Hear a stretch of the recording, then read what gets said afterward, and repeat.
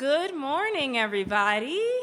We're a little bit behind schedule, but I am going to keep us on track and get us moving. My name is Robin Nunn. I am a lawyer. I work at a law firm called Morgan Lewis. I'm co-head of the banking industry group and an active member of the digital assets team. I'm so excited to be with you guys today. Thank you first and foremost to ETH Denver for inviting me to speak on this compelling topic. This is an issue that I'm completely passionate about, and despite having so much fun at this conference and hanging out very, very late here in Denver last night, I'm excited to be here with you this morning to talk about the legal issues surrounding cryptocurrency and blockchain, an issue that is really in the forefront of all things crypto right now. I'm originally from the DC area. I'm a DC native. And sit and live very close to Capitol Hill.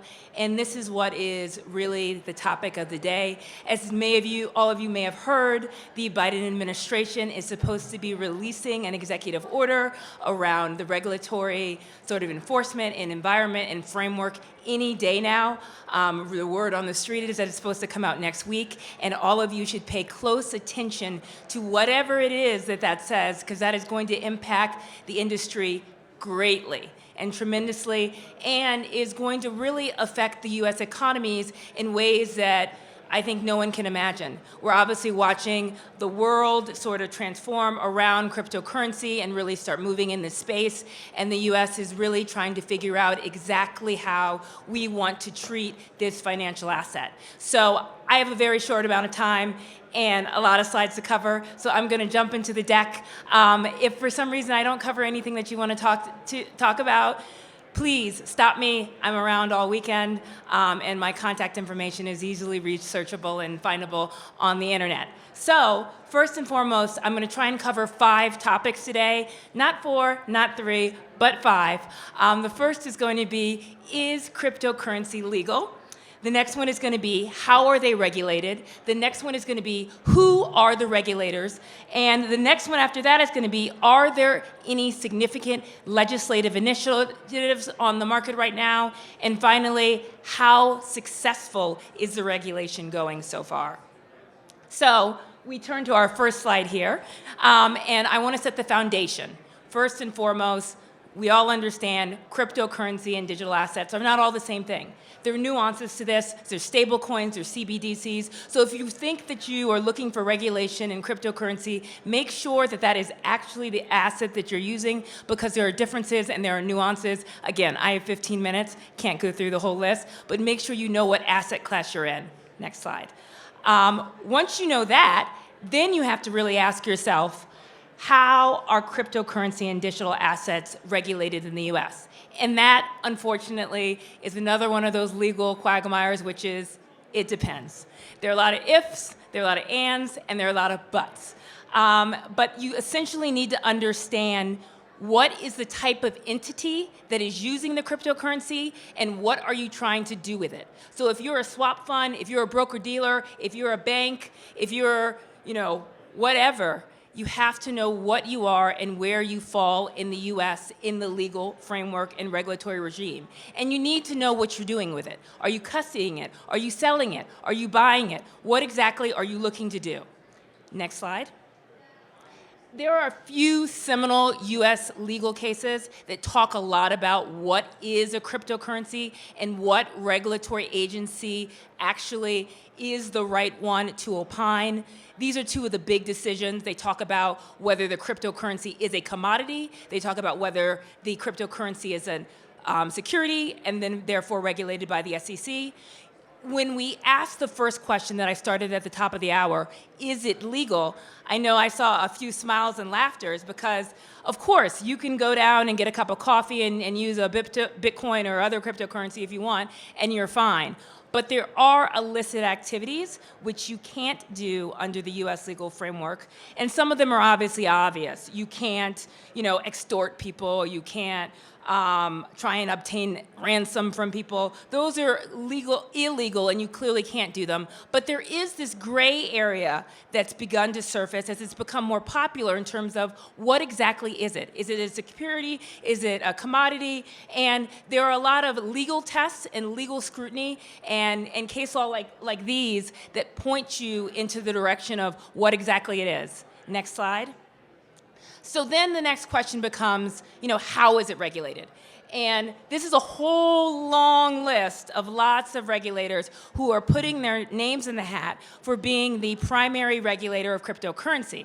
Like I said at the top of the hour, the Biden administration is supposed to release guidance next week, an executive order that will talk a little bit about how these regulatory agencies should work together and hopefully harmoniously develop a framework in which we can all have a better understanding of how crypto should be used and properly regulated. I'm sure all of you have seen Gary Gensler at the SEC making statements. I'm sure you've seen, Chairman Roseman recently did a hearing from the Cftc.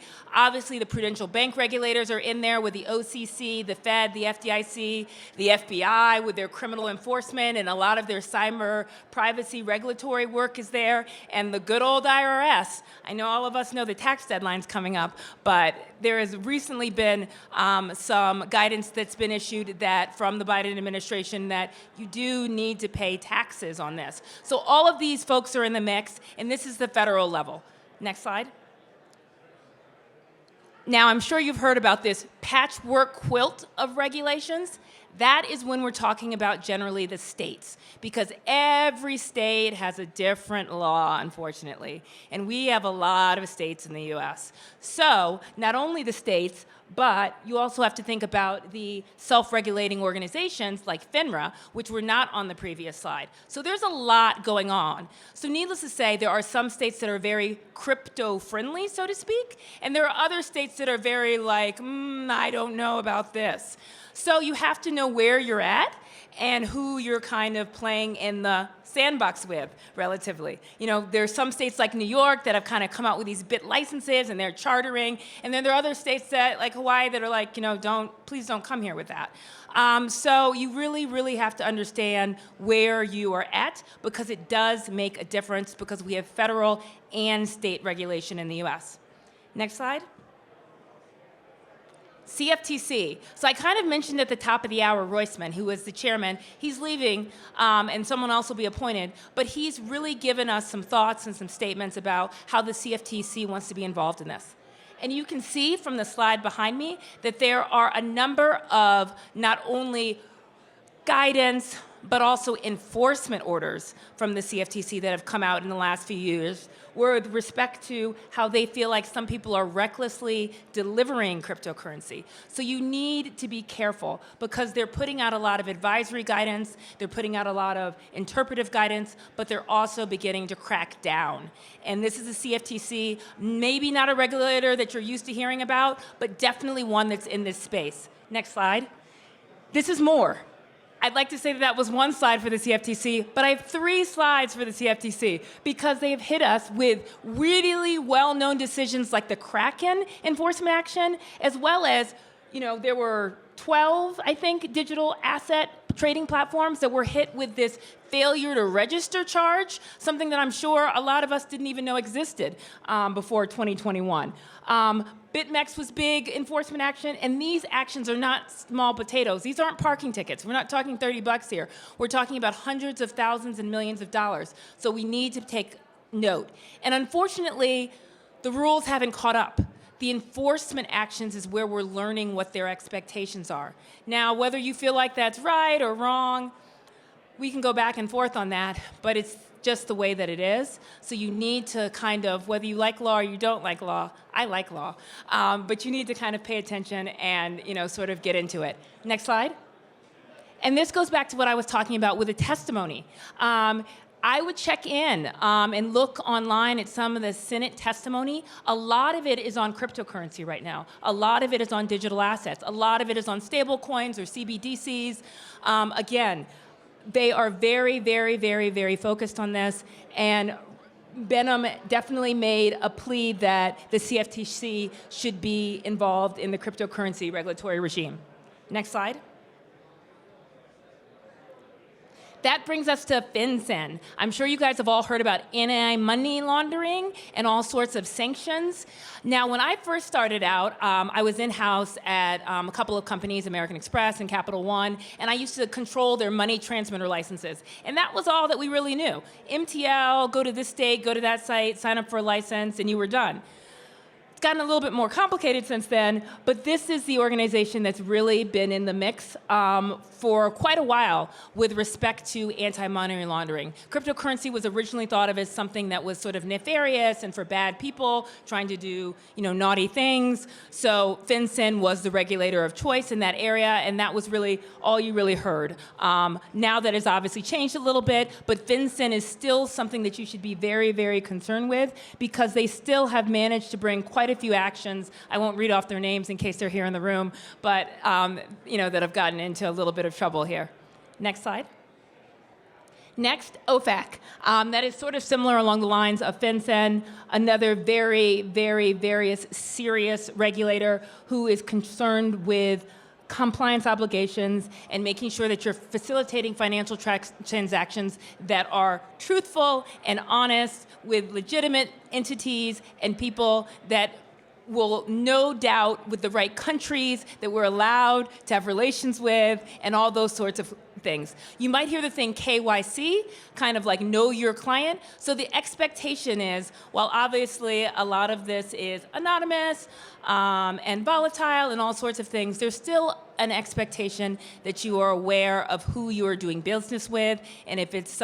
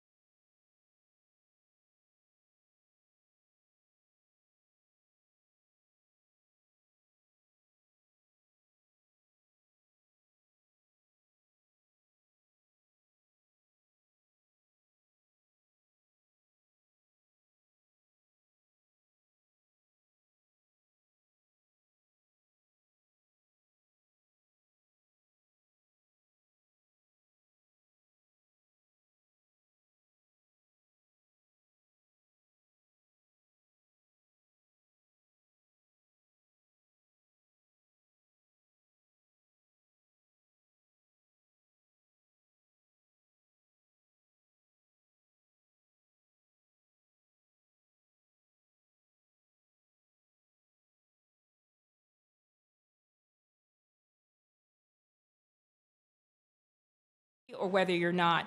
If you are a security, that puts you in line of the SEC. So there are quite a few folks that are applying to kind of be allowed to be more involved with the SEC, but there are those who do not want to be, and you should definitely know whether the activities and the entity that you have created falls in line with the SEC, because they are taking a very, very, very close look at this space. Next slide. And with that said, we turn to all of the important cases and all of the enforcement actions. Obviously, everybody probably remembers RIP and Kick and Telegram. There were some, pretty large violations that were found in recent years with respect to how they offered and sold digital assets. There are obviously no bad dogs, but these are things that we can learn from and that we can take away from that might not necessarily be clear from the rules and regulations. The US has not, in my opinion, done a really great job of writing out exactly what you can and cannot do. I think that's something that they're working towards, but as of right now, it's just not the case. So these enforcement actions, these violations, these decisions that they're publishing, I would take a look at and read and try and think through what similarities and differences your business has with these cases. I'm pretty sure, having worked with some of these entities, that they thought they were doing the right thing, like all of us, but you can easily get tripped up in this current environment, in this current regulatory environment, unfortunately. So you just really have to be careful. There's one of the things that I should have said at the top of the hour is one of the reasons why I love this area is because I'm passionate about helping the unbanked and the underbanked. It's a personal passion of mine, and I really love working with crypto clients because I feel like we are making financial inclusion for everyone, not just a certain segment of the population, but there are rules and there are regulators, and they want, and while they're getting up to speed and figuring things out, we kind of have to color within the lines, and these sorts of decisions help us figure out where those lines are. Next slide. So you may remember Commissioner Pierce. They talked about a safe harbor for digital tokens. The safe harbor would provide network developers with a 3-year grace period to facilitate participation in the development of a network by exempting certain actions. This has been released, and it's something that you should think about and figure out if you can sort of fit in terms of the framework. There are also a lot of I mentioned I'm from the DC area, so I love politics. And there are a number of politicians who are also getting into the fray and trying to release bills and legislations that would help with the regulatory sandbox concept designed to promote digital asset transactions. So there are a number of political sort of representatives who are friendly in this area, and they're trying to figure out a way to both be safe and sound, but also encourage innovation. Next slide. Other noteworthy concepts. I mentioned Gary Gensler, our SEC chairman. He's issued a lot of statements. I think he's called it the Wild Wild West even at some points. But I think that his comments to the House of Representatives, to the Senate Banking Committee, to the likes, all sort of focuses on the same thing, which is just wanting to make sure that cryptocurrency is properly given guidance and is properly regulated, and that that there is proper oversight over crypto asset platforms, and that there is legislative authority to sort of deliver those requirements. So I would say that there is ProShares Advisors has begun offering ProShares Advisor ETF since the SEC did not raise an objection, and there are a few others that have come up that the SEC is also taking a review on. But we do have our first Bitcoin ETF, and hopefully more to come. Next. So we're getting down to my last 2 slides, and then I'll turn the stage over to someone else. But I did want to sort of talk about my last point, which are there significant legislative initiatives currently underway? And the answer is yes. needless to say, there is a lot in the works in all directions. Not just on cryptocurrency, but on CBDCs, on bank crypto assets, on the prudential bank crypto regulation, with all of the bank regulators coming together at once. Next slide. You may have heard about the Infrastructure Investment and Jobs Act. That's what I mentioned at the top of the hour, where your taxes, how the IRS is now more involved with requiring digital asset brokers to report to the IRS their transactions and what they're valued at. So that's just one example, but there is a ton sort of heading in this direction. Next slide.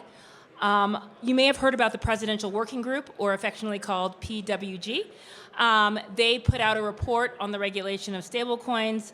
The CFPB has also responded to that report. There was a hearing on the PWG report. There is a lot of sort of play right now with respect to how all of these digital assets are going to be regulated. And like I said, stay tuned. Next week, we should see something from President Biden with an executive order that should provide more clarity. I had hoped it was going to come out before this talk, but unfortunately it did not. But we'll get to talk about it next year, hopefully. And thank you again for your time and attention. Really enjoyed this. Find me at the conference. Bye.